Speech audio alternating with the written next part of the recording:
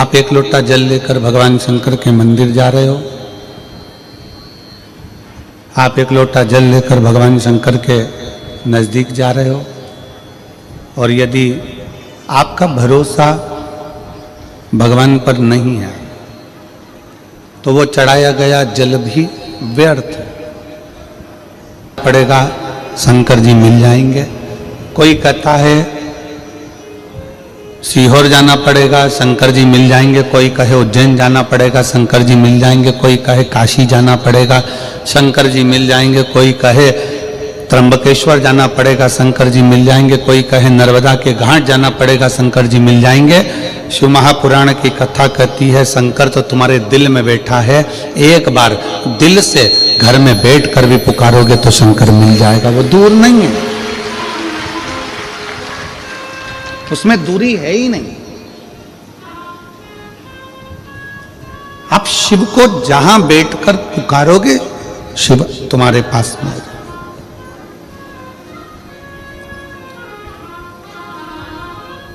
पर हमारे अंदर अहंकार इतना भर गया, काम इतना भर गया, लोभ इतना भर गया, आसक्ति इतनी भर गई, तृष्णा इतनी भर गई, वासना इतनी बढ़ गई, हमारे भीतर दूसरे का भाव लेने का, दूसरे का धन लेने का मन में इतना भाव बढ़ गया कि हम दूसरे के धन को पाकर सुखी होना चाहते हैं।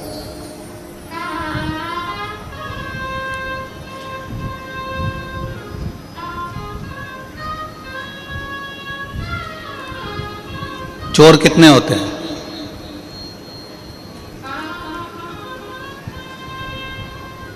जैसे कपड़े की वैरायटी होती है उसी तरह चोटों की भी वैरायटी होती है। अलग अलग तरह के चोर होते हैं। किसी के घर में घुस गया बिना पूछे, वो भी जम के बोलो जरा चोर है। वो भी क्या है? चोर है। किसी का रखा हुआ सामान बिना पूछे उठा लिया, वो भी जम के बोलो चोर। किसी के घर में जाकर कोई सामान उठाकर लेकर चले गए, वो भी चोर, वो भी चोर। घर में कोई गाजर का हलवा बना, पूड़ी बनी, खिचड़ा बना, चावल बना, भोजन बना, भगवान को दिए बिना, भगवान को बिना भोग लगाए खा गए, वो भी चोर है। घर में बूढ़ी माँ है, घर में बूढ़े पिता हैं,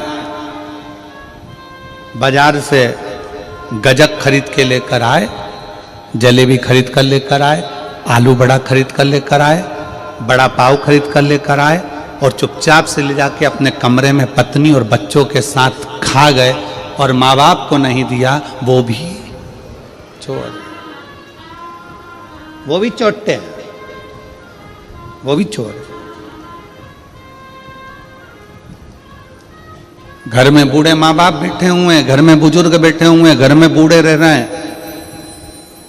एक माँ बाप अपने बच्चे को अपने मुंह का निवाला निकाल कर दे देते हैं, एक माँ बाप अपने बच्चे को अपना वैभव पूरा दे देते हैं। तो बच्चों का भी फर्ज बनता है कि बुढ़ापे में और बचपन में, ये दो अवस्था ऐसी होती है जिसमें खाने की लालकता ज्यादा होती है।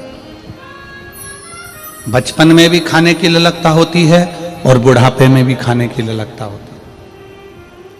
हमारा काम, अपना काम, हम अगर अपने बच्चों के लिए कुछ लेकर आ रहे हैं, हम अपनी पत्नी के लिए कुछ लेकर आ रहे हैं बाजार से, तो एक पुड़िया अलग से अपने माँ बाप के लिए भी बंधवा कर लेकर आओ और उनको दो कि माँ ये मैं तेरे लिए लेकर आया।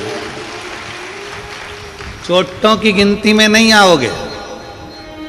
और जो माँ बाप को बिना दिए अपने कमरे में बैठकर दोनों धनी लुगाई, दोनों पति पत्नी और बच्चे सब मिलकर खा जाएं, समझ लेना तुम बहुत बड़े चोटे हो, चोर हो।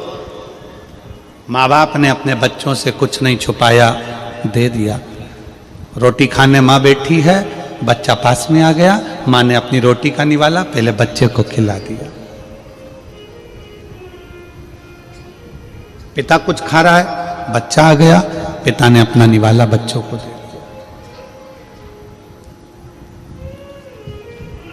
अब हमारा फर्ज है,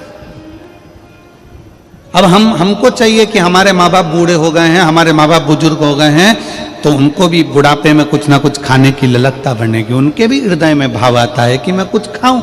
शरीर से बनता नहीं है तो बहुओं से कह सकते नहीं है।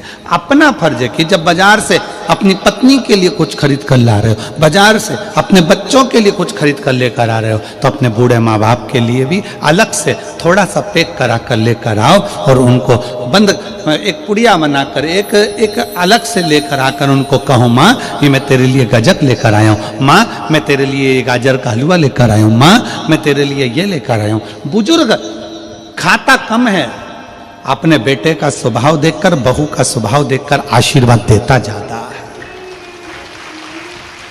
आशीर्वाद ज्यादा देता है।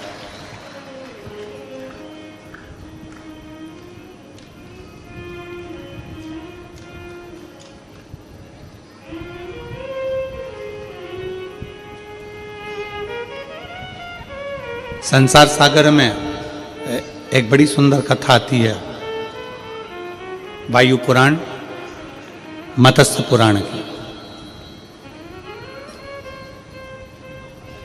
वायु पुराण में, मत्स्य पुराण में ऋषि नेध्रुव का चरित्र आता है।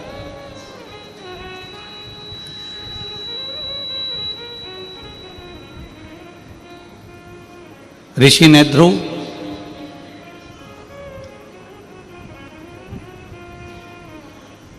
जो भगवान शंकर की आराधना में लीन रहते थे, शिव की भक्ति में लीन है। उनकी धर्मपत्नी का नाम था सुमेधा।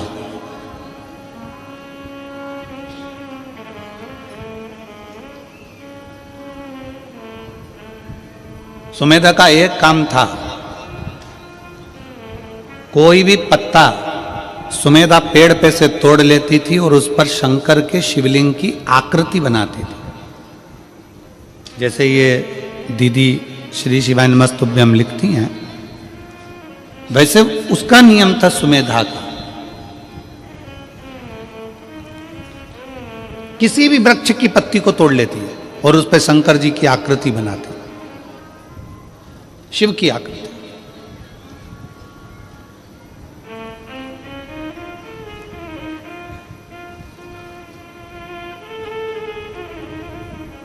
उसने पत्तियां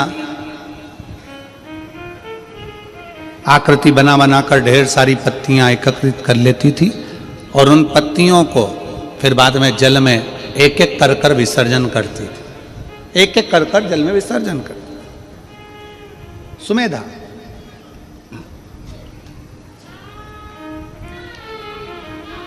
नेध्रुव ऋषि की धर्म पत्नी सुमेधा कोई भी पत्ती मिल जाती, उस पर चंदन से, अबीर से, गुलाल से, जो उसके पास में होता उससे उस पे वो शिवलिंग बना लेती।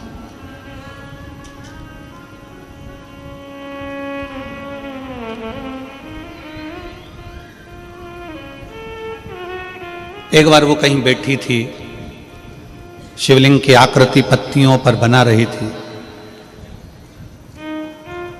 अपनी मस्ती में बैठी थी।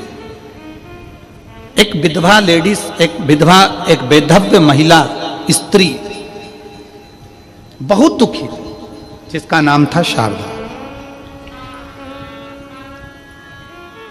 वायु पुराण का यह चरित्र है, मत्स्य पुराण में भी इस चरित्र का वर्णन आया है। नेध्रुव ऋषि की धर्मपत्नी सुमेधा पत्ते के ऊपर शिवलिंग की आकृति बनाती है, शिवलिंग की आकृति।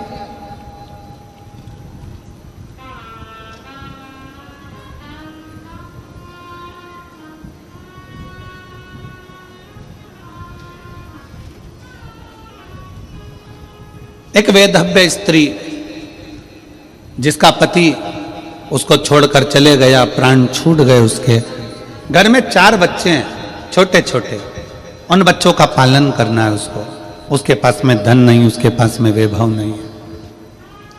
पूरे गांव गांव नगर नगर घूम घूम कर काम मांगती है कि मुझे कोई काम मिल जाए, मुझे कोई ऐसा कार्य बता दो जिससे मेरा जीवन कट जाए, अच्छे से निकल जाए। मैं बहुत दुखी हूं।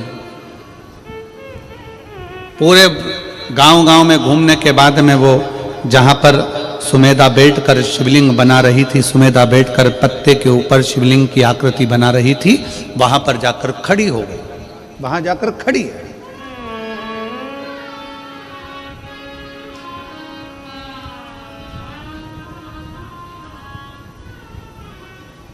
एक दिन हो गया, 2 दिन हो गया, 3 दिन हो गया, 4 दिन हो गया, 5 दिन हो गए। रोज आ जाती शारदा, रोज खड़ी हो जाती, केवल खड़ी हुई शिवलिंग की आकृति बना रही है सुमेधा और उसको देख रही है।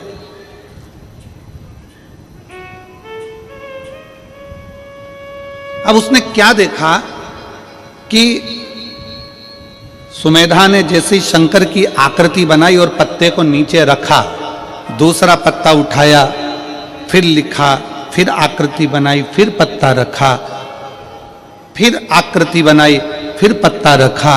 इतने में शारदा ने क्या देखा कि एक इल्ली उस पत्ते के पास में गई है।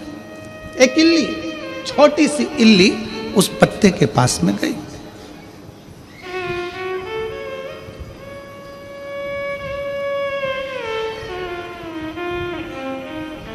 और शारदा देख रही है कि वो इल्ली पत्ते के पास में जाती है और पत्ता उसने धीरे धीरे धीरे धीरे खाना प्रारंभ किया। पत्ता उसने धीरे धीरे खाना प्रारंभ किया।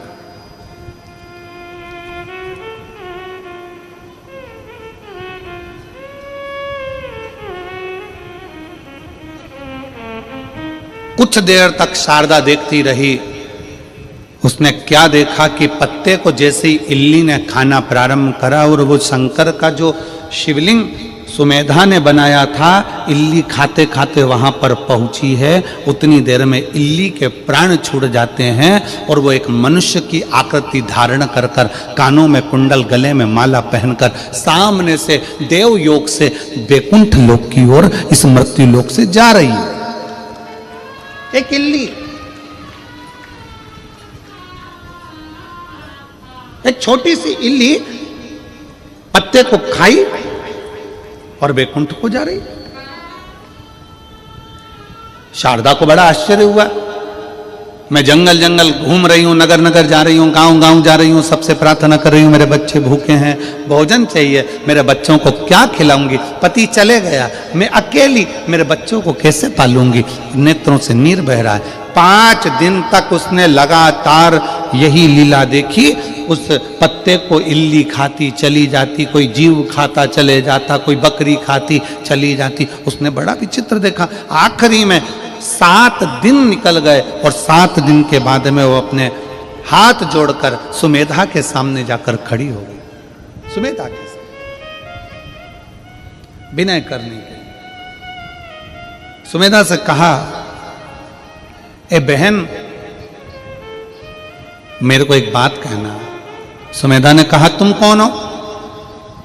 मेरा पति चले गया, शांत हो गया, मैं वेधव्य हूं, विधवा हूं। मेरा नाम शारदा है, मेरे 4 बच्चे हैं, भूखे हैं, भोजन नहीं मिलता, जगह जगह जाकर काम करती हूं, कुछ उठा लाती तो अपने बच्चों को खिला दे। बहुत दयनीय स्थिति है मेरी। मैंने देखा है आप पत्ते पर कुछ बनाती हो। सुमेधा मुस्कुरा कर कहती है, मैं शिवलिंग बनाती हूं। शिवलिंग? हां। इससे क्या होगा? तो कहा, मेरे पति ने, ध्रुव ने मुझे बताया था कि अगर शंकर का शिवलिंग किसी जगह अंकित किया जाता है तो वह अंकित किया गया शिवलिंग भी हमें तेज बल और तप प्रदान करता। आप लोगों ने कभी देखा है कि एक राम नाम लेखन की बैंक भी होती है, आप लोगों को मालूम है? ऐसी किताब मिलती है, उसमें राम राम राम राम राम राम राम राम लिखते हैं लोग, नमः शिवाय लिखते हैं लोग, ओम नमः शिवाय लिखते हैं लोग, श्री शिवाय नमस्तुभ्यम लिखते हैं। कौन कौन ने देखी? जरा हाथ उठाओ। देखिए आप लोगों ने, ऐसी किताब मिलती है, पर्चा मिलता है, उसमें आपको लेखन करना पड़ता है। उसका फल क्या है?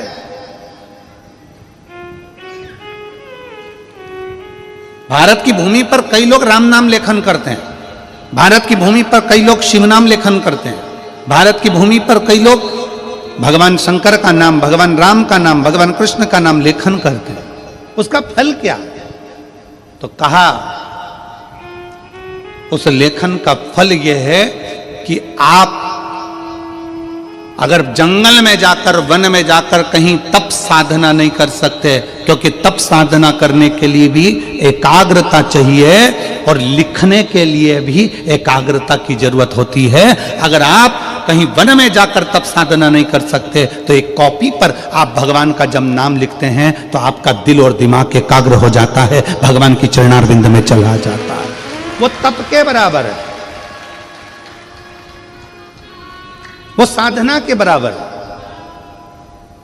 भारत की भूमि पर जितने लोग राम नाम लिखते हैं, लेखन करते हैं, कृष्ण नाम लिखते हैं, लेखन करते हैं, शिव नाम लिखते हैं, लेखन करते हैं, नमः शिवाय लिखते हैं, लेखन करते हैं, शंकर का मंत्र लिखते हैं, लेखन करते हैं, उन सब के चरणों को नमन करता हूं। क्योंकि आप भले वन में जाकर तप नहीं कर सकते, साधना नहीं कर सकते, पर लेखन करने में चित्त मन एकाग्र हो जाता है।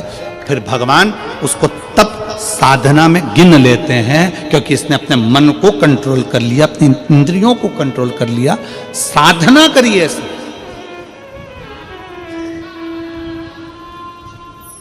मन को संयमित करा इसने।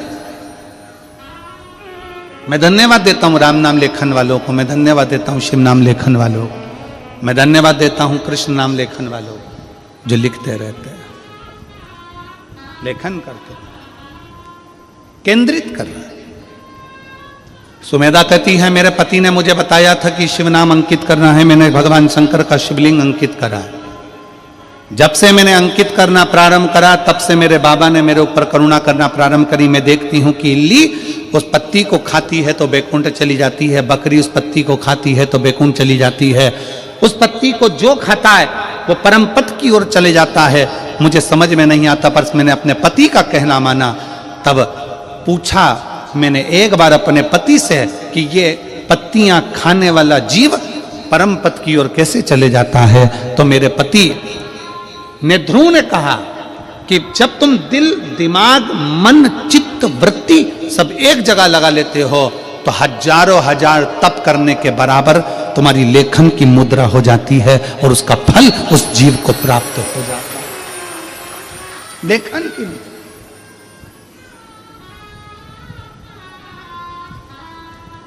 उसका फल प्राप्त हो जाता है। शारदा ने कहा, मैं बड़ी दुखी हूं, मैं क्या करूं? सुमेधा ने कहा कि मैं नहीं बता सकती, पर मेरे पति ने, ध्रुव के पास तुम जाओ, उससे विनय करो, वो तुम्हें जरूर मार्ग बताएगा। उसने मुझे मार्ग बताया है तो तुम्हें भी बताएगा। जाओ तुम जाकर बात करो। शारदा भगवान का नाम जपती जपती ने ध्रुव के पास पहुंच गई। ने ध्रुव बैठे तप साधना में थे, उन्होंने तुरंत पूछा, मां तुम कैसे आई? दीदी, जीजी, बेटी तुम कैसे आई? एक संत, एक साधु, सन्यासी, तपस्वी, साधक, उपासक, पक्का शिव भक्त, पक्का भगवान का उपासक, संत, साधु, सन्यासी, तपस्वी, तप करने वाला, साधना करने वाला, कोई संत, कोई महात्मा, कोई भी होगा ना, स्त्री को मां कहकर संबोधित करता है। क्योंकि उसके सामने भले युवान स्त्री भी खड़ी होती है ना, तो वो साधु हमेशा उसको मां ही कहता है। कोई बेटी खड़ी है ना, तो उसको बेटी कहकर पुकारता है, पर उसके नाम से कभी संत साधु किसी स्त्री को नाम से नहीं पुकारता, उसको मां संबोधन देगा। भगवान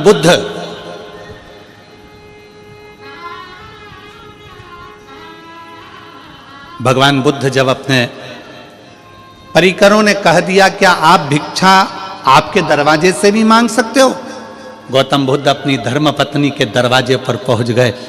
दरवाजा पर जाकर अलख लगाई गौतम बुद्ध ने जब अलख लगाई, कहा मां भिक्षाम देहि, भिक्षाम देहि। गौतम बुद्ध जी की धर्म पत्नी निकलकर बाहर आ गई, अपने पति को देखती है और कहती है तुम मुझे मां कह रहे हो, तुम मुझे मां,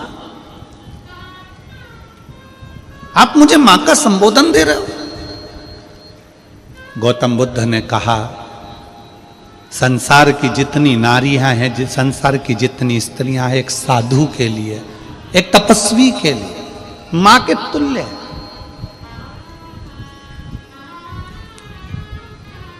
वो माता के तुल्य है, मां के तुल्य है। और तुम मेरी माता हो।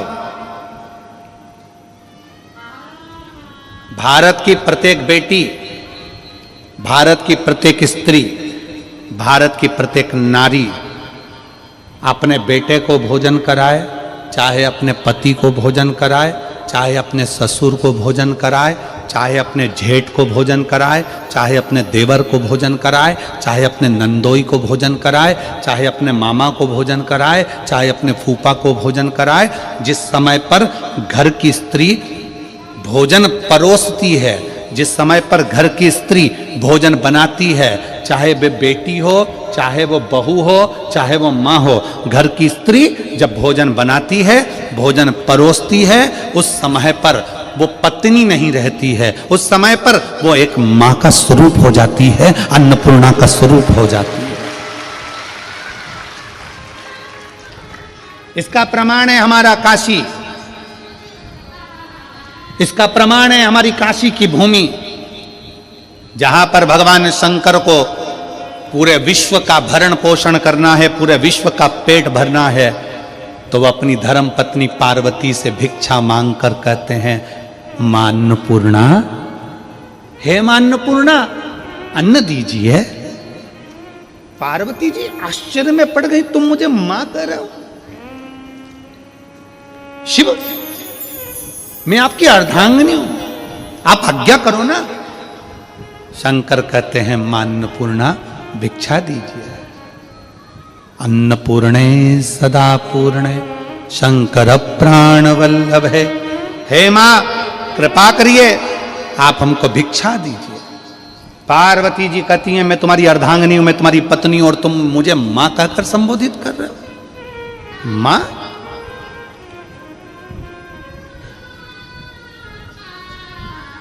शंकर जी कहते हैं जिस समय पर स्त्री अपने पति को भोजन देती है, जिस समय पर स्त्री अपने पति को अन्न का भाग देती है, जिस समय पर स्त्री अपने पति को भोजन कराती है, उस क्षण प्रत्येक संसार की स्त्री मां बन जाती है, अन्नपूर्णा बन जाती है।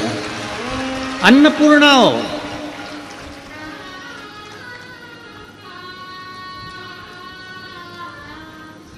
माता भिक्षाम देई, भिक्षा दीजिए। माता भिक्षाम देई, भिक्षा दीजिए।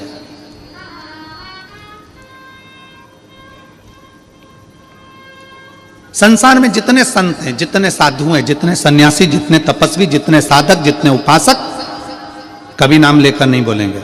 दीदी कर कर बोलेंगे, जीजी कर कर बोलेंगे, बेटी कर कर बोलेंगे, मां कर कर बोलेंगे। माता का संबोधन दे देंगे, अम्मा, मां का संबोधन, आई संबोधन कर कर बोलेंगे। संत की श्रेष्ठता इसी में, संत की श्रेष्ठता सबसे ज्यादा इसी में है कि वो संबोधन जब दे तो एक नारी को माता का संबोधन दे। कितना सुंदर कहा है। एक बेटा अपनी मां के साथ रोज प्रवचन में जाता था और प्रवचन में मां संत से कहती थी बाबा मुझे आपको अकेले में मिलना है।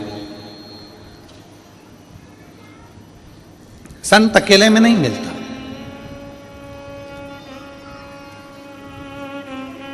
स्त्री रोज कहती है बाबा मुझे तुमसे अकेले में मिलना है, महाराज मेरे को तुमसे अकेले में मिलना है। संत मना कर देते, हम नहीं मिले। एक दिन बेटे को गुस्सा आ गया और बेटे ने कह दिया बाबा जी आप सबसे मिलते हो, मेरी माँ से क्यों नहीं मिलते? कहा बेटा तुम्हारी माता मुझसे अकेले में मिलने को कहती है, मैं अकेले में नहीं मिलना चाहता। तो अकेले में मिलने में दिक्कत क्या है? संत ने कहा एक काम करना, कल तुम अपनी माता का एक कपड़ा, जहां पर मेरे कपड़े सूख रहे हैं उस कपड़े के पास में लाकर अपनी माता का एक कपड़ा डाल देना। तुम्हारी माता का एक कपड़ा लेकर आना, जहां मेरे कपड़े सूख रहे हैं उन कपड़ों के पास में माता का कपड़ा डाल देना। बेटा गया, माँ का कपड़ा उठाकर लाया और जहां संत के कपड़े सूख रहे थे एक डोरी पर, उसी के पास में माँ का कपड़ा डाल दिया। प्रवचन चालू हुआ, सब लोग कथा में आए। एक का ध्यान चले गया संत के कपड़े पर, उसने दूसरे को कोनी मारकर कहा कि संत के कपड़े के पास में स्त्री का कपड़ा। दूसरे ने तीसरी से कहा संत के कपड़े के पास में स्त्री का कपड़ा। तीसरे ने चौथे से कहा, पूरे नगर में बात फैल गई कि ये महाराज अच्छा नहीं है, स्त्री का कपड़ा इसके कपड़े के पास में है, मतलब इसका संग स्त्री के साथ है। सब कथा छोड़ छोड़ कर चले गए। अकेले महाराज वो बच्चे को जाता हुआ देखा तो महाराज ने बुलाकर कहा देख बेटा, तेरी माँ का केवल एक कपड़ा मेरे कपड़े के पास में आया तो लोगों की दृष्टि बदल गई, अगर तेरी माँ से मैं अकेले में मिल लेता तो लोगों के विचार बदल जाते हैं। संत, साधु, सन्यासी, तपस्वी, साधक, उपासक, जितने बड़े बड़े तपस्वी होते हैं ये स्त्री से दूरी बनाकर संबोधन देंगे तो माता का संबोधन देंगे, ए मेरी जीजी हो, ए मेरी बेटी हो, ए मेरी माता हो, मां का संबोधन।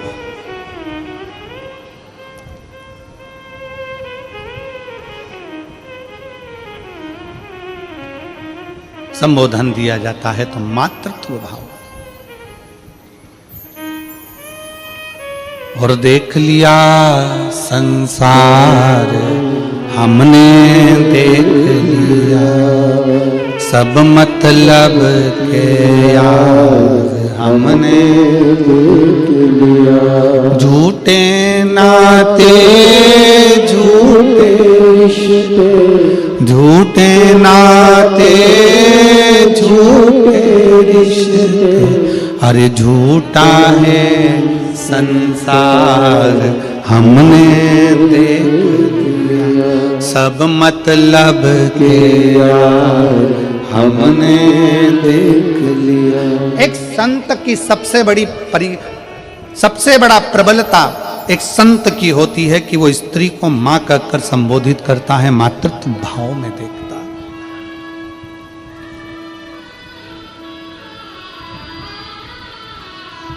एक संत की सबसे बड़ी प्रबलता होती है वो भोजन को बहुत अधिक मात्रा में नहीं पाता, त्याग की भावना होना चाहिए, त्याग की भावना। उपास करते हो आप लोग? कोई सा भी उपास करते हो? कभी महीने, 4 महीने, 6 महीने, 1 साल में कोई सा उपास रखते होगे? अरे हाथ तो हिलाओ जरा, सही है, रखते हो सब लोग? रखो जरा। खाते ही खाते हो कि भूखे भी रहते हो? जम के बोलो जरा, थोड़ा भूखे रहते हो। भजन दबाकर करो पर भोजन दबाकर मत करो। शास्त्र कहता है भजन दबाकर करो, भजन जितना कर सकते हो करो, पर भोजन दबाकर नहीं करो। जो दबा दबा कर खाता है वो एक दिन दवा खाने चला जाता है। दवा खाने जाता ही कौन है? जो ज्यादा दबा के खाता है। जो मिल जाए, इसने बिस्कुट दिया वो खा लो, टॉफी मिल गई वो खा लो, कोई खिचड़ी बांट दिया वो खा लो, चावल मिल गया वो खा लो, पूरन पोली मिल गई वो खा लो, रोटी मिल गई वो खा लो, पापड़ मिल गया वो खा लो, जो ला कर दे वो सब खा लो। खूब दबा दबा कर जो खाता है वो एक दिन दवा खाने चला जाता है। दवा खाने जाता ही कौन है? जो दबा दबा के खाता है। इसलिए खाने पर कंट्रोल होना चाहिए। थोड़ा सा बहुत ध्यान दे, भजन दबा कर करो, भजन जितना कर सकते हो करो, पर भोजन दबा कर मत करो। भोजन को थोड़ा सा दूरी बना करो। पर हमारे यहां तो बड़ी विचित्र बात है, कई लोग ऐसे भी हैं, चाय पीने बैठते हैं, अभी 5 मिनट पहले कोई के साथ बैठ कर पी थी और 5 मिनट बाद कोई दूसरा आ गया तो आन दो, फिर पी गए, फिर कोई आ गया, और काका जी कैसे हो, जा बेटा चाय बना ले।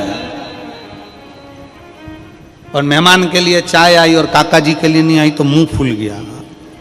हमारी कहां, मौसा जी आ गए, मौसा जी किसी से मिलने के लिए, फिर कोई आ गया, फिर कोई आ गया, फिर पापा जी अभी तो आपने चाय पी थी, पिताजी अभी तो आपने चाय पी थी, फिर कोई आ गया, फिर चाय, फिर चाय, फिर चाय, आन दो आन दो आन दो। शाम के 7 बजे फिर पेट में एसिडिटी होन दो, होन दो, होन दो, होन दो।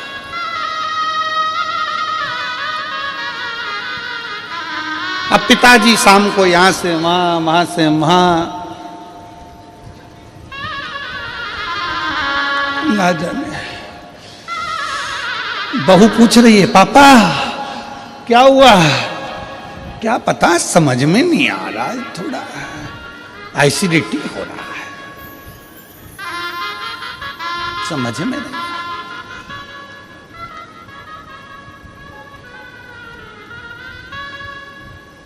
2 बजे रात तक अच्छे से सोया, 2 बजे के बाद फिर जाग गया। पत्नी ने पूछा क्या हो गया, एकदम उठ के बैठ गए, पता नहीं, दबा दबा कर खाया, इसलिए अब पेट भी दबाना पड़ रहा है, खूब दबा, थोड़ा कंट्रोल, थोड़ा कंट्रोल बहुत जरूरी है। अपनी इंद्रियों पर संयम करना बहुत जरूरी है। जब आप और हम अपनी इंद्रियों को संयमित करेंगे तो ये निश्चित है व्रत का फल मिलता जरूर है। जो उपास कर रहे हो उसका फल मिलेगा। संसार की प्रत्येक, तो जहां नेध्रु मुनि, नेध्रु ऋषि, जिनके सामने शारदा आकर खड़ी हो जाती है, नेध्रु ऋषि,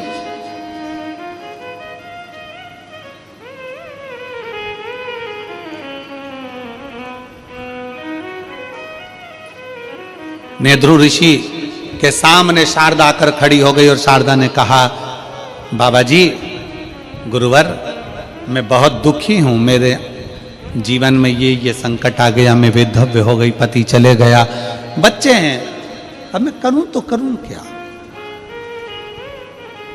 क्या करूं, मैं भूखी हूं, मेरा परिवार, मेरे बच्चे भूखे हैं, उनको अन्न का भाग नहीं मिल पा रहा है, मैं क्या कर सकता, भोजन के लिए मैं सब दूर गई।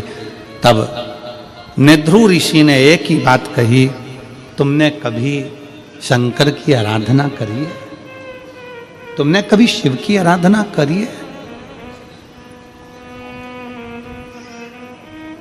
नेध्रु ऋषि ने पूछा, कभी तुमने शंकर की आराधना करी है? तुरंत शारदा ने कहा, मैंने आज तक ना तो मैं शिव के मंदिर गई हूं, ना शिवालय गई हूं, ना शंकर की आराधना करी, ना नमः शिवाय बोला, ना ओम नमः शिवाय बोला, ना श्री शिवाय नमस्तुभ्यम बोला। मैंने आज तक शिव की आराधना नहीं की, आज तक नहीं करी।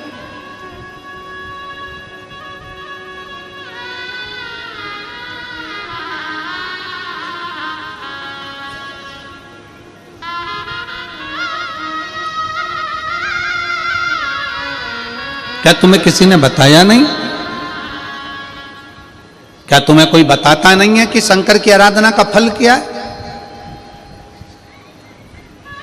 मेरी जितनी जीजियां बैठी हैं, मेरे जितने जीजा बैठे हैं, जितनी मेरी बेटियां बेटाएं, जितनी मेरी माताएं यहां बैठी हैं, जितने मेरे भाई बैठे हैं, उनसे एक निवेदन करूंगा कि आपके घर के पास में आपका कोई रिश्तेदार अगर दुखी है, तकलीफ में है, तो उसको एक बात जरूर कहा करो कि तू शंकर जी के मंदिर में जाकर एक लोटा जल चढ़ाना प्रारंभ कर, मंदिर में साफ सफाई करना प्रारंभ कर, बाबा तेरे को देगा।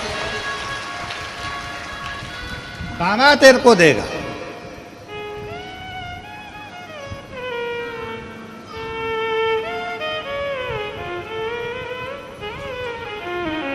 जाओ घर के लोगों से कहो कि मंदिर जाएं। पर कई लोग ऐसे हैं जो पक्के में मूर्ख हैं, उनको कितना ही सिखा लो तो भी वो भगवान की शरणागति ग्रहण नहीं करते। और इनको अगर कोई फालतू का व्यक्ति मिल जाए और फालतू की बात कर देना तो ये बड़े सुखी होते हैं। फालतू की बात, अच्छी बात इनको नहीं सुहाती।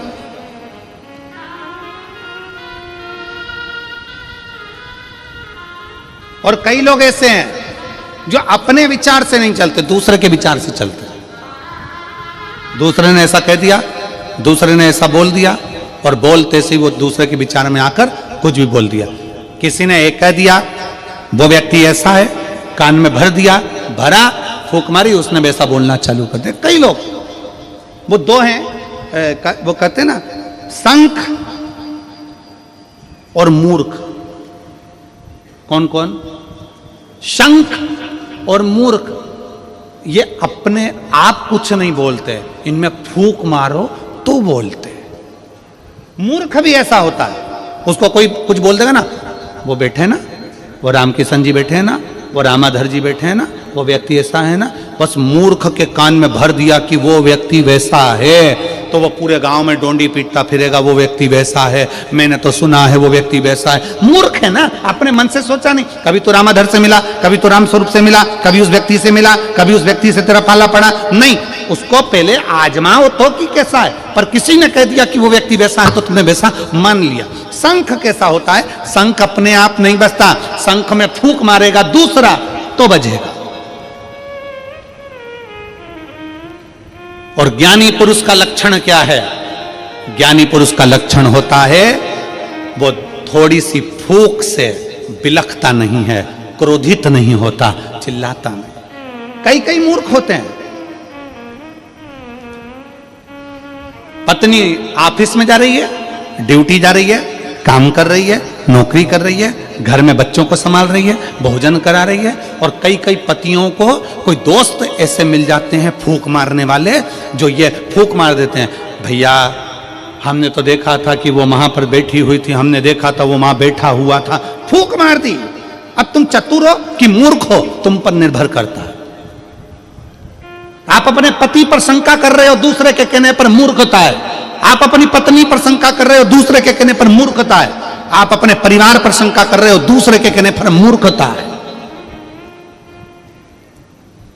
चतुरता उसको कहते हैं जो बोलने वाले से भी कह दे तू चुप रहे, मैं मेरी पत्नी को, मेरे अपने पति को, मैं अपने परिवार को अच्छे से जानता हूं, मुझे मालूम है कि मेरा परिवार क्या है, तू चुप रहे। इसको चतुरता कहते हैं।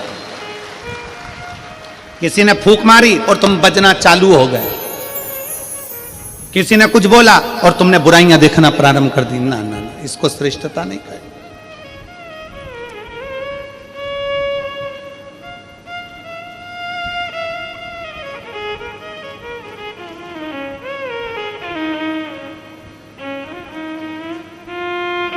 इसको श्रेष्ठता नहीं कही। पहले के जमाने में आज के जमाने में बहुत अंतर है।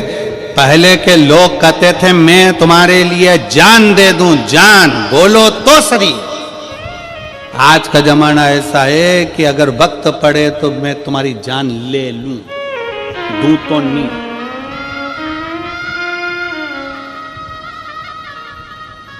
एक लड़की लड़के से कह रही थी एक बार अपनी शादी हो जाए, मैं पूरे घर को स्वर्ग बना दूंगी, तुम चिंता बिल्कुल मत करो। गार्डन में बैठ के बोल रही थी, आवाज कानों में गई तो पलट के देखा कि ये घर को स्वर्ग बनाएगी और घर में रहने वालों को स्वर्गवासी।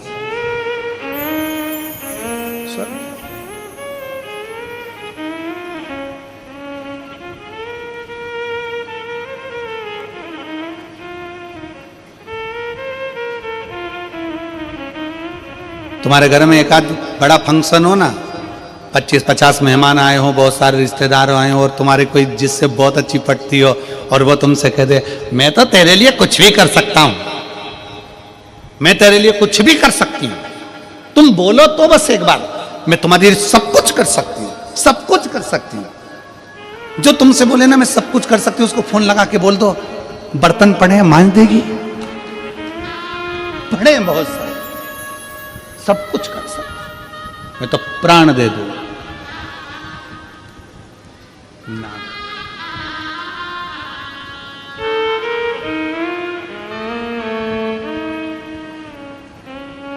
और मेरे गिरधर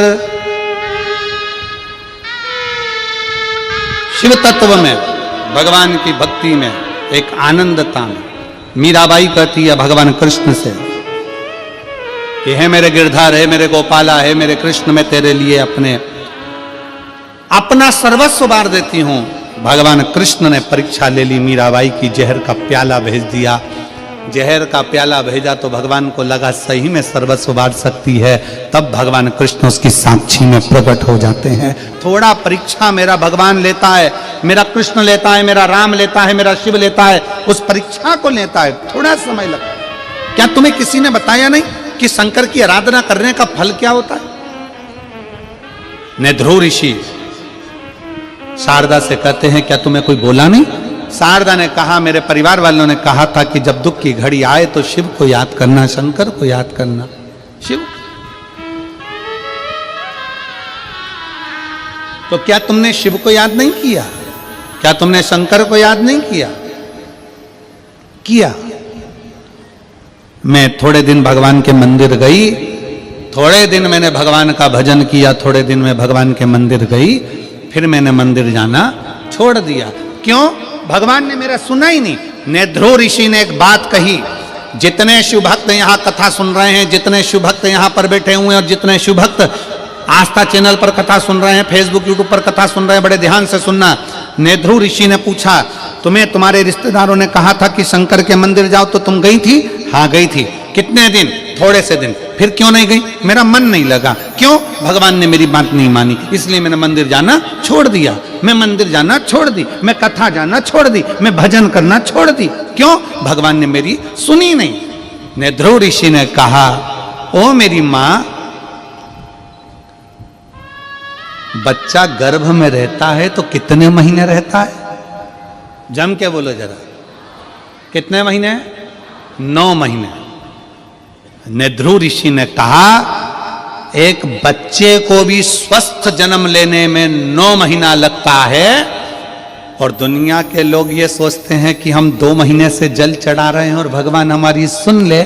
9 महीने में बच्चा पूर्ण जन्म लेता है, तो भगवान पर भरोसा भी कम से कम 9 महीना तो करो कि भगवान कुछ देगा। पर आज का जमाना ऐसा हो गया कि कोई ऐसा महाराज मिल जाए जो हमको ऐसी भभूति दे दे और ऐसे पटके और नीचे से सोने के हंडे निकल जाए। तो ऐसा हंडा निकालने वाला महाराज हो तो हमको भी बता दो, हम भी तुम्हारे साथ चलेंगे हाले कोसा से डायरेक्ट, कि ये सब भभूत फेंको, सामान फेंको और नीचे से सोने के हंडे निकल जाए। शिव महापुराण की कथा कहती है, शंकर भगवान का चरित्र कहता है, अपनी मेहनत, अपनी लगन, अपना कर्म, अपना परिश्रम व्यक्ति को आगे लेकर जाता है, ऐसे फेंकने से हंडा नहीं निकल जाता। शारदा से कहा कितने दिन तुमने जल चढ़ाया, कितने दिन तुमने शंकर की आराधना करी?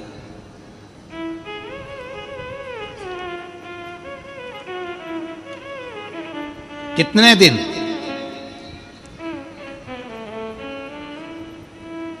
कितने दिन तुमने शिव की आराधना करी? कितने दिन तुमने जल चढ़ाया? शारदा कहती है मैं तो थोड़े से 8, 10, 12 दिन गई, फिर मेरा मन नहीं लगा, भगवान मेरी सुनी नहीं। नेध्रु ऋषि ने कहा गर्भ में जो बच्चा होता है वो भी 9 महीना लेता है, तब जन्म लेता है। कोई बच्चा जल्दी जन्म ले लेता है तो वो बीमार पड़ा रहता है, फिर वो ठीक होने में समय ले लेता है। इसलिए अगर भगवान तुम जल चढ़ा रही हो, रोज मंदिर जा रही हो, रोज कथा में जा रही हो, कथा श्रवण कर रहे हो, और अगर भगवान तुम्हारी अर्जी भगवान तुम्हारा पत्र, भगवान तुम्हारी बात नहीं सुन रहा, थोड़ा समय लग रहा है, भगवान तुम्हारा दुख नहीं काट रहा, थोड़ा समय लग रहा है, तो चिंता मत करना, जरूर मेरा बाबा तुम्हें स्वस्थ कुछ ना कुछ देना चाहता है जो अच्छा हो। जल्दी में दे देगा, जल्दी दे दिया और बाद में तकलीफ आ गई तो क्या मतलब। इसलिए थोड़ा रुक कर, आपका काम है मंदिर जाना, आपका काम है भगवान का भजन करना, आपका काम है भगवान का कीर्तन करना, आपका काम है भगवती स्मरण में डूबना, जाते रहो।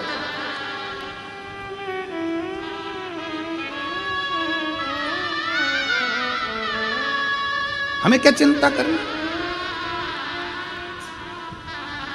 जब शंकर का हाथ मस्तक पर है, शिव का हाथ जब अपने मस्तक पर है, तो चिंता किस बात की। क्यों?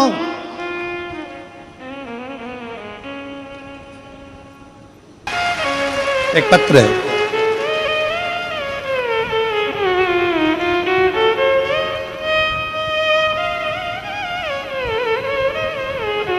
मैं देवकी बाई सिन्हा, ग्राम मोहरा मुड़िया, चलो पढ़ो, तुम लोग पढ़ो, मुड़िया ही है, हाँ ठीक है, मुड़िया डोंगरगढ़ से आई। कहीं बैठी हो तो हाथ हिला सकती हैं, आप ही हैं, आ जाओ, एक बेलपत्र ले जाना चाहिए। मैं देवकी बाई सिन्हा, ग्राम मोहरा मुड़िया डोंगरगढ़ से आई हूं। मैं आपकी कथा रसपान गंडई में की थी। पशुपति नाथ का व्रत प्रारंभ करा था और मैंने अपने बेटे के लिए और मेरे पति ने अपने पुत्र के लिए शंकर के मंदिर में खूब झाड़ू पोछा किया। एक लोटा जल के बारे में सुनाना चाहती हूं गुरुदेव। 2024 में मेरे पशुपति व्रत उठाया। मेरे पति हर रोज शिवालय में जाकर साफ सफाई करते, शिवालय में जाते सफाई करते, साफ सफाई में लग गए। पुत्र का, मेरा पुत्र राघेंद्र सिन्हा, जिसका जॉब नहीं लग रहा था, बहुत कष्ट में थे, टेंशन था क्या होगा, उससे भी कहा कि तू मंदिर जाना प्रारंभ कर और अपनी मेहनत को 4 गुना बढ़ा। अपना परिश्रम कभी कम मत करो। जितनी पढ़ाई करते हो उससे 4 गुना पढ़ाई को ज्यादा बढ़ाओ। विद्याध्ययन करते हो उससे ज्यादा विद्याध्ययन करो।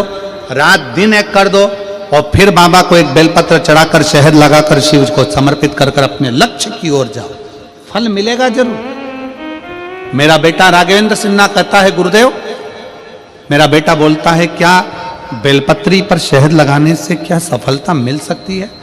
मैंने अपने बेटे से कहा, तेरे पिताजी मंदिर में झाड़ू पोछा कर रहे हैं, मैं व्रत कर रही हूं, तू भी मेहनत कर। और आज मैं बाबा को प्रार्थना कर कर, जब कथा श्रवण कर कर गई गंडई की, और कथा में बाबा से प्रार्थना कर कर पंडाल में बैठकर बोल कर गई, तब मेरे बाबा ने 28 नवंबर 2024 को मेरे बेटे रविंद्र सिन्हा को नायब तहसीलदार के पद पर नियुक्त कर दिया। मैं बाबा को यहाँ धन्यवाद देने के लिए, आज मेरा बेटा रविंद्र सिन्हा बाबा की कृपा से नायब तहसीलदार बन गया है। मैं शिव को प्रणाम करने के लिए यहाँ आई, भगवान को धन्यवाद दिया। एक शिव भक्ति किसको कहते हैं, एक शिव की उपासना किसको कहते हैं, शिव आराधना किसको।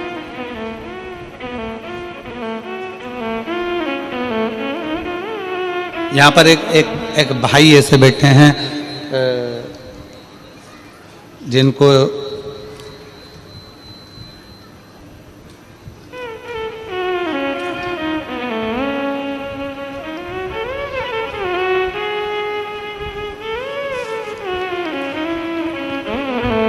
मनोहर लाल साहू, मैं बागद्वार जिला राजनांदगांव छत्तीसगढ़ का निवासी हैं। कहीं बैठे हों तो हाथ हिला सकते हैं, आप ही हैं। श्री शिवाय नमस्तुभ्यं। आ जाओ, एक बेलपत्र ले जाना, आ जाइए। मेरा मोबाइल नंबर यह है। मेरी आयु 60 वर्ष है। मेरा धर्म पत्नी रामवती साहू 58 वर्ष की है। गुरुजी, मैं एक लोटे जल का क्या वर्णन करूं गुरुदेव। मेरे को सोरायसिस की बीमारी 2017 से लग गई। बीमारी ने ऐसा घेरा कि चमड़ी गलने लगी, जलकर चमड़ी घिरने लगी और उस चमड़ी में से गंध आने लगी। 9 डॉक्टरों को इलाज करवाया, पर सब डॉक्टरों का एक ही कहना था कि यह बीमारी कभी नहीं जाती है, ये रहती ही है। मैंने टीवी पर अचानक चालू करी, आस्था चैनल पर कथा सुन रहा। आपकी कथा, पहली कथा हाले कोसा में सुनी। बाबा से विनय करा, मंदिर जाना प्रारंभ करा, शिव जी पर जल चढ़ाना, पोछा लगाना। रायपुर गुड़ियारी में गया, भिलाई में गया, कोरिया में गया, ऐसे आपकी कथा सुनता रहा। मैं भी पक्का ढीठ हो गया। मैंने भी सोच लिया बाबा जब तक नहीं सुनेगा तब तक कथा नहीं छोड़ूंगा। डॉक्टर ने कह दिया ये बीमारी ठीक नहीं हो सकती, शरीर पे से चमड़ी निकलती रहती, अब करूं तो करूं क्या। सीहोर चले गया, बाबा का कावड़ भरी, विनय करी और बाबा की कृपा से 17 अगस्त 2024 को बाबा के धाम से कावड़ भरकर आया। मुझे क्या मालूम था कि सीहोर की कावड़ का जल साधारण नहीं होता। कावड़ चढ़ाकर आया और कुछ ही दिन के बाद में बाबा ने मेरी सुन ली। मेरे शरीर का रोग धीरे धीरे समाप्त होने लगा।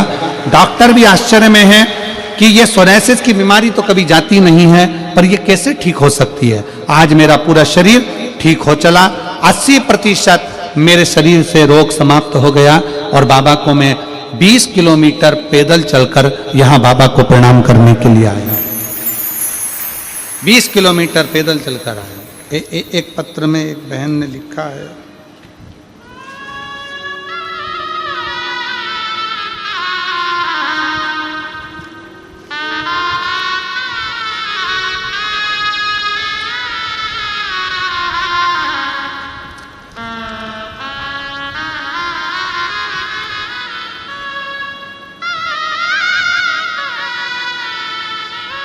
बंधु साहू, जीरा टोला की निवासी हूं, मानपुर मोहल्ला।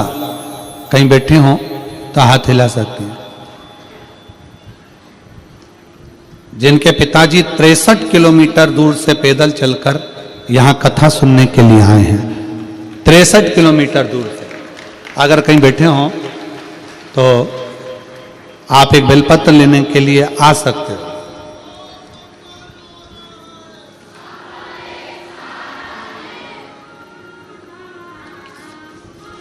शिव तत्व आ जाइए। शिव औघड़ी है, शंकर औघड़ी।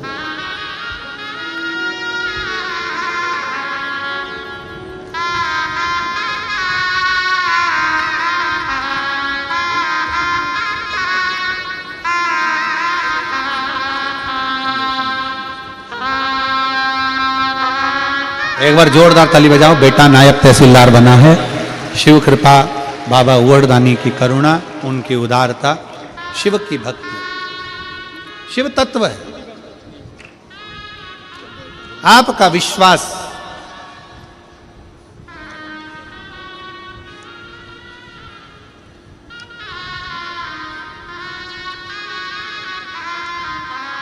आपका भरोसा, आपकी दृढ़ता शिव तत्व की ओर जाए।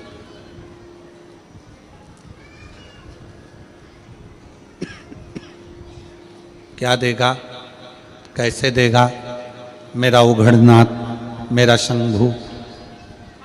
नेध्रु ऋषि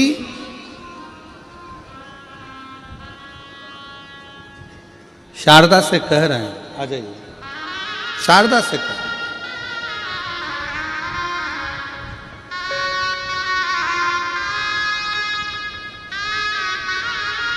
नेध्रु ऋषि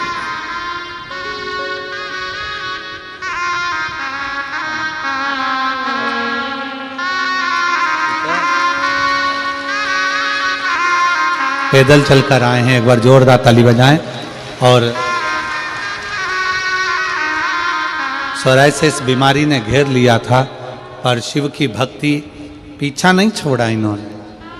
5 पंडाल कथा सुनी और बाबा ने 5वां पंडाल पूरा हुआ और पूरी बीमारी को समाप्त कर दिया। ये शिव तत्व है, ये शंकर। क्या नहीं देगा शिव? शारदा, क्या तुम शिव की आराधना नहीं करती हो? करती हूं, छोड़ दिया था। आपकी और हमारी भी आदत है, आप और हम सब एक जैसे हैं। भगवान ना सुने तो मंदिर जाना छोड़ देते हैं।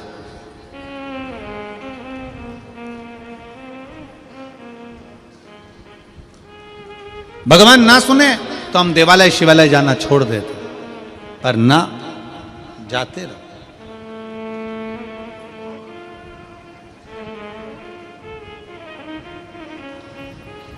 जाते रहो, शिव तत्व श्रवण करते रहो। आप राम जी का भजन कर रहे हो तो भी ये मानकर चलो कि आप शंकर का ही भजन कर रहे हो। आप कृष्ण का भजन कर रहे हो तो भी ये मानकर चलो कि आप शिव का भजन कर रहे हो। आप शिव का भजन कर रहे हो तो भी ये मान के चलो कि आप राम का भजन कर रहे हो। आप शंकर का भजन कर रहे हो तो भी मानो कि आप कृष्ण का भजन कर रहे हो।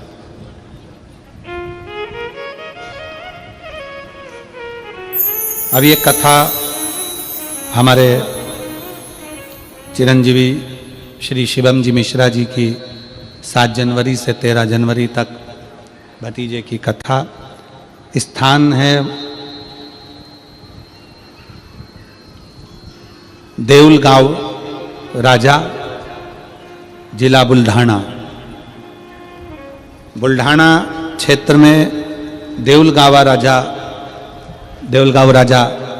एक ग्रामीण खेड़ा है, क्षेत्र है, जहाँ पर श्रावणी लांस में 1 बजे से 4 बजे तक हरिहर शिव श्रीमद् भागवत कथा का वहाँ पर आयोजन है। 1 बजे से 4 बजे तक मैं देउल गांव राजा के सभी श्रोता भाई बहनों से निवेदन करूंगा कि वहाँ पहुंचकर श्रावणी लांस में, जो कि जालना चीखली बाईपास रोड पर है, उस पर कथा अवश्य श्रवण करें, जो कि 7 जनवरी से 13 जनवरी तक चालू हो रही है। शिव तत्व को क्यों ना सुने? राम ही कृष्ण, राम ही शिव है, कृष्ण ही शिव है, और शिव ही राम है, और शिव ही कृष्ण है। शिव ही कृष्ण।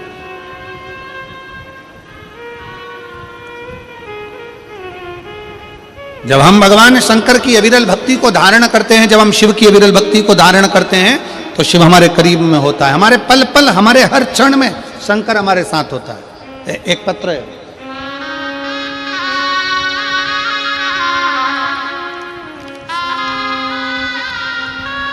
मैं राजकुमारी साहू, बिलासपुर, जिला बिलासपुर, छत्तीसगढ़ की निवासी हूं। कहीं बैठी हो तो हाथ हिला सकती है। श्री शिवाय नमस्ते। आप ही हैं ऐसा? वापिस हाथ हिला दो एक बार।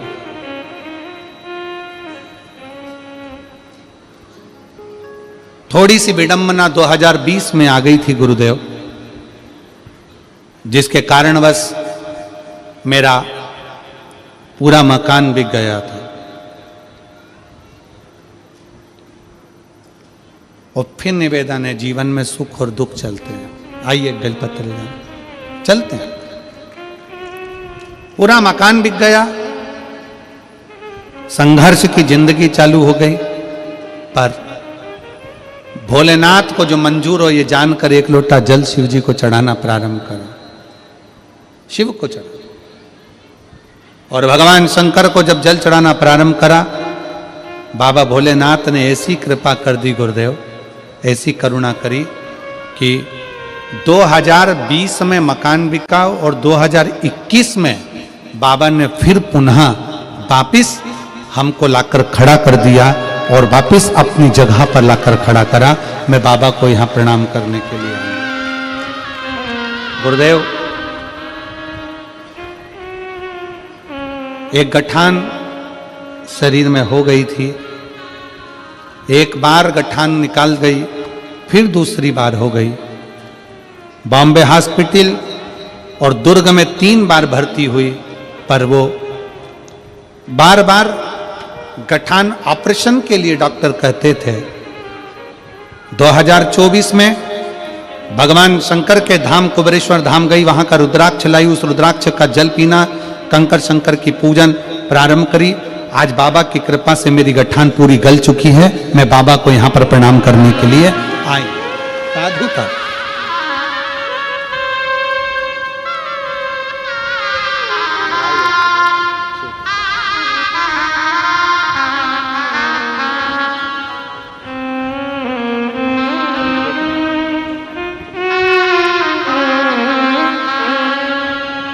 शिव तत्व, भगवान शंकर की करुणा, भगवान शंकर की उदारता, शिव तत्व इसी को कहते हैं। आपकी अविरल भक्ति, आपका विश्वास। शारदा तुम एक काम करो, शिव की आराधना करो। क्या करूं मैं? क्या कर सकती हूं मैं? क्या करूं मैं? शिव की आराधना।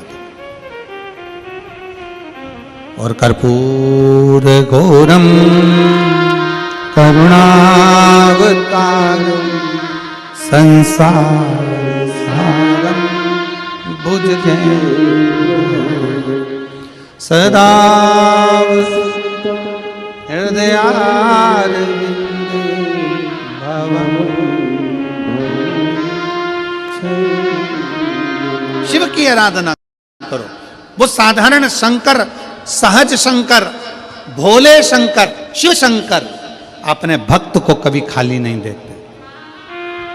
जाओ वापिस शिव की शरणागति जाओ, वापिस शंकर के द्वार जाओ। 9 महीना गर्भ में बच्चा रहता है, 9 महीने बाद स्वस्थ होता है। एक बीज पृथ्वी में जाता है तो उसको भी उगने में समय लग जाता है। तुम भगवान शंकर की आराधना में से डूब जाना कि समय का भान ना हो।